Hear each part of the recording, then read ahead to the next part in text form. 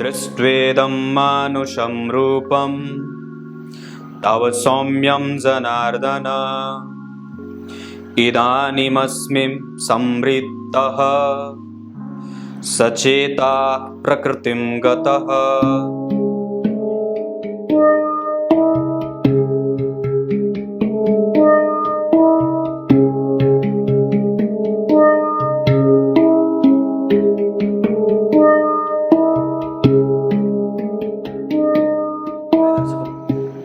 नमस्कार, एक बार फिर से उपस्थित हूं आप सबके सामने मंगलवार के बाद बुधवार के कार्यक्रम में। आप लोगों को मैंने इंदु लग्न से ये तीसरे कार्यक्रम से आपका परिचय करा रहा हूं। पहले कार्यक्रम में मैंने इंदु लग्न कैसे बनाया जाता है उसमें ये बात बताई थी कि आपको करना क्या है, लग्न से 9 घर आगे गिनना है, जो अंक वहां लिखा है उस भाव के अधिपति की कला अलग लिख लेनी है। फिर चंद्रमा आपकी कुंडली में जहां बैठे हैं वहां से 9 घर आगे गिनना है, जो वहां पे राशि बनी है वहां की कला, उस ग्रह की कला, उस भाव के अधिपति की कला जोड़ के, और जो अंक योग आए और अगर वो 12 से कम आता है तो उतने ही घर चंद्रमा से आगे गिनने पर जो राशि आएगी या जो अंक मिलेगा वही आपकी कुंडली का इंदु लग्न बनेगा। जैसे यहाँ लग्न से 9 घर आगे गिनने पर बात बनी, शनि इस भाव के अधिपति बने तो इनकी जो कला होती है वो 1 होती है। और लग्न से तो गिना 9 अंक, तो यही बात आई। और चंद्रमा से 9 अंक गिनते हैं तो ये भाव आता है जिसके अधिपति भी शनि ही होते हैं, तो यहाँ के भी अधिपति जो शनि हुए तो उनका भी जो कला था वो 1 ही है। तो 1 और 1 बन गए 2। इसका मतलब है कि अब हमें चंद्रमा जहां बैठे हैं वहां से 2 घर आगे गिनना है। तो चंद्रमा यहां बैठे तो यहां से 2 घर आगे, यानी कि 1 और 2, तो कौन सी संख्या मिली? 4। अब आपकी कुंडली में 4 नंबर से इंदु लग्न बन गया। अब 4 नंबर में कोई अंक नहीं था, ग्रह नहीं थे, तो यहाँ कोई ग्रह नहीं है। 5 नंबर में बुध बैठे थे, 5 नंबर में बुध को बिठा दिया। 6 नंबर में सूर्य और शुक्र बैठे थे, 6 नंबर में सूर्य और शुक्र को बिठा दिया। 7 नंबर में शनि बैठे थे, 7 नंबर में शनि को बिठा दिया। 8 नंबर में यहाँ मंगल और केतु बैठे हैं, यहाँ 8 नंबर में मंगल और केतु को बिठा दिया। यहाँ 9 नंबर में गुरु बैठे थे, यहाँ 9 नंबर में गुरु बिठा दिया। और उसके बाद राहु 2 नंबर में, तो राहु को 2 नंबर में, और 3 नंबर में चंद्रमा बैठे थे, 3 नंबर में चंद्रमा को बिठा दिया। क्लियर है? ऐसे ही ये चक्र घूम जाएगा, बस आपको कला जोड़नी है। तो यहाँ पे तीसरी बात ये आती है जो मैं आपको आज के कार्यक्रम में बताने वाला हूं और इस इंदु लग्न का विश्लेषण करने वाला हूं। कहीं नहीं जाना है, बिल्कुल बनकर रहिएगा। अभी कार्यक्रम के आरंभ में बोले गए गीता जी के श्लोक का अर्थ भी बताने वाला हूं। पर यहाँ पे तो बात क्या बनती है कि अगर मान लीजिए योग आपने किया और योग 0 आ जाए, योग जो है वो बिल्कुल कुछ भी, जैसे योग तो 0 कभी नहीं आया, लेकिन भाग देने पर 12 से जब भाग देंगे, 12 से भाग कब देना है? जब जो संख्या आपने जोड़ी है कलाओं पे, मैंने जैसे कला पे कार्यक्रम जो बनाया था उसमें क्या बात बताई थी कि सूर्य को 30 कला का अधिपति माना गया है, वो 30 कलाओं से परिपूरित हैं। चंद्रमा जो हैं वो 16 कला से युक्त हैं, मतलब उनकी कला 16 है। मंगल के पास 6 कला है, बुध के पास 8 कला है, गुरु के पास 10 कला है, शुक्र के पास 12 कला है और शनि के पास 1 कला है। तो ये कलाओं के जो विभिन्न ग्रह हैं, इनके इसी कला को आपको याद रखना है और जैसे जैसे गिनने पे जो अंक वहां लिखा उसके अधिपति की कला उसमें जोड़ देनी है। और 12 से अगर योग जोड़ने पर योग अगर 12 से ज्यादा आए तो 12 से भाग दे देना है, और 12 से भाग देने के बाद अगर वो संख्या 0 शेष बचे तो वहां 12 ही लिखना है, मतलब वो संख्या फिर 12 ही होगी, 12 ही उसका अंक, वहीं से उसका इंदु लग्न, वहीं से वो बनना शुरू होगा। अंक 0 ना लिख के 12 लिखना है। क्लियर है? तो यहाँ पे मैंने ये जो इंदु लग्न बनाया है, अगर इस पे ध्यान लगाते हैं तो यहाँ 2 नंबर लिखा, मतलब चंद्रमा से अपने 2 घर आगे गिनना है, तो ये आपकी कुंडली का इंदु लग्न बन गया। अब इसका विश्लेषण कैसे होगा? मतलब अगर ये इंदु लग्न बना तो अब हम कैसे समझेंगे कि जातक के जीवन में, मैं जीरो वाला भी कार्यक्रम बनाऊंगा, घबराने वाली बातें वो भी समझाऊंगा। अभी तो मैं 12 से नीचे वाले पे कार्यक्रम बना रहा हूं, जिसपे एक मैंने बिल गेट्स वाली कुंडली बनाई थी, आज ये दूसरी एक कुंडली है जो ये भी धनाढ्य है। तो यहाँ पे अगर ये इंदु लग्न बने तो यहाँ लग्नेश चंद्रमा 12 में बैठे हैं और इस कुंडली के लिए कारक ग्रह होते हैं गुरु, जो जन्म कुंडली में स्वग्रही होकर के चंद्रमा को देख रहे हैं अपनी 7वीं दृष्टि से। ये थोड़ी नहीं, ये बहुत ज्यादा अच्छी बात होगी। मतलब जातक के जीवन में धन का जो प्रभाव है वो बहुत ही ज्यादा बेहतर और बहुत ही ज्यादा संतुलित रहने वाला है। परंतु क्या है कि शुक्र नीच के होने के कारण, जो कौन है, जन्म कुंडली के सुखेश, जन्म कुंडली के इंदु लग्न के सुख भाव के अधिपति होकर के, जहां उच्च का शनि व्यक्ति को बहुत ही ज्यादा पराकाष्ठा से युक्त और मजबूत सुख और समृद्धि से युक्त रखने वाला है, क्योंकि सुख भाव में ही उच्च के शनि हो रहे हैं। लेकिन चतुर्थ भाव के अधिपति शुक्र के ऊपर देखिए, ये तो खुद नीच के हैं और राहु की दृष्टि जा रही है 5वीं, और सूर्य के साथ बैठे होने के कारण ये व्यक्ति खर्च करने में कभी भी संकोच नहीं करता, या फिर ये कह सकते हैं कि इसका जो व्यय है वो कई बार कंफ्यूज होता है, ऐसा भी कह सकते हैं।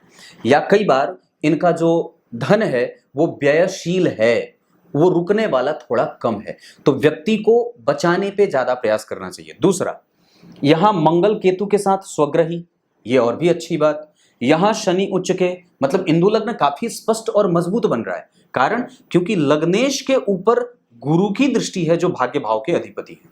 और ध्यान से समझिए, तो लग्न के अधिपति चंद्रमा, इंदु लग्न के जो लग्नेश बनते हैं चंद्रमा, उस पे दशम भाव के अधिपति मंगल स्वग्रही हैं और उसको देख रहे हैं। मंगल की 7वीं दृष्टि यहां और 8वीं दृष्टि चंद्रमा पे। इसका मतलब होगा कि व्यक्ति हमेशा ही अपने काम को लेकर के बहुत ज्यादा पॉजिटिव और काम को लेकर के कभी भी अनियमित नहीं रहने वाला, और बहुत ही ज्यादा प्रैक्टिकल होकर के अपने कर्म क्षेत्र पे कभी भी उदासीनता का भाव नहीं रखेगा, और बिल्कुल ही पंक्चुअलिटी के साथ अपने यश कीर्ति को प्राप्त करता हुआ अपना धन अर्जन करेगा।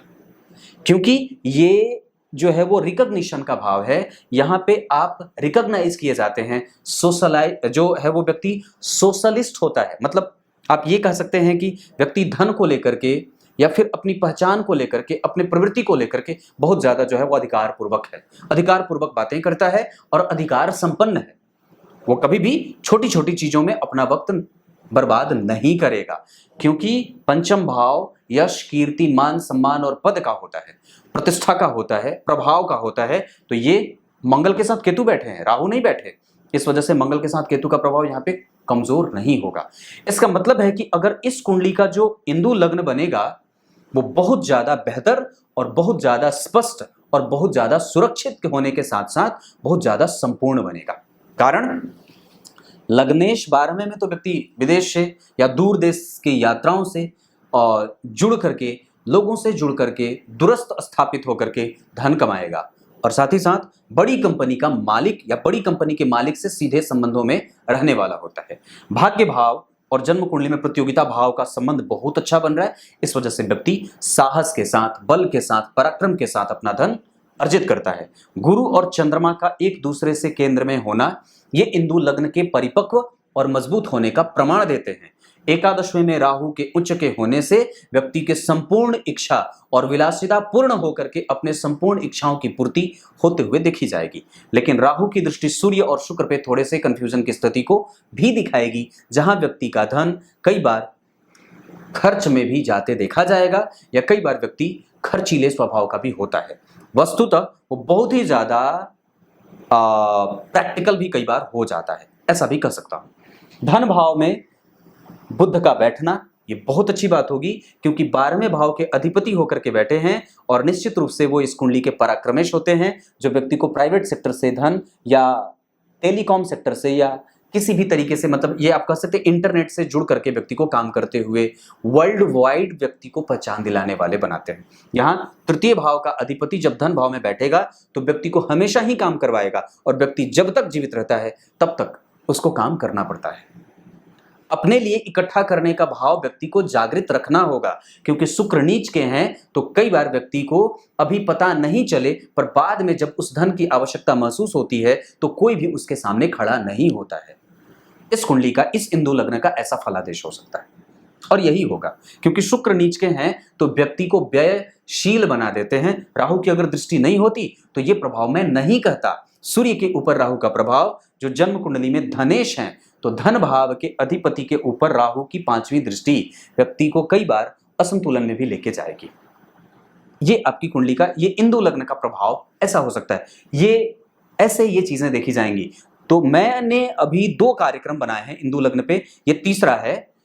तीसरे कार्यक्रम में भी मैंने आपको 12 से नीचे वाले अंक, जिसका योग 2 आया, जो 12 से छोटा है, उस पे कार्यक्रम बनाया है।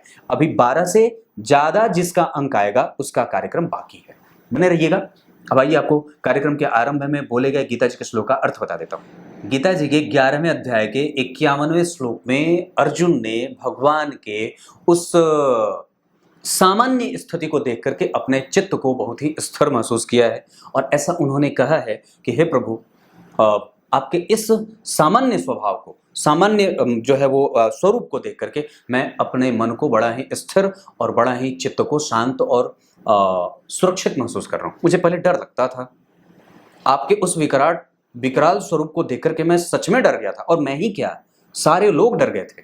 तो जरा विचार करना कि प्रकृति का रौद्र रूप जब सामने आए तो क्या होता है।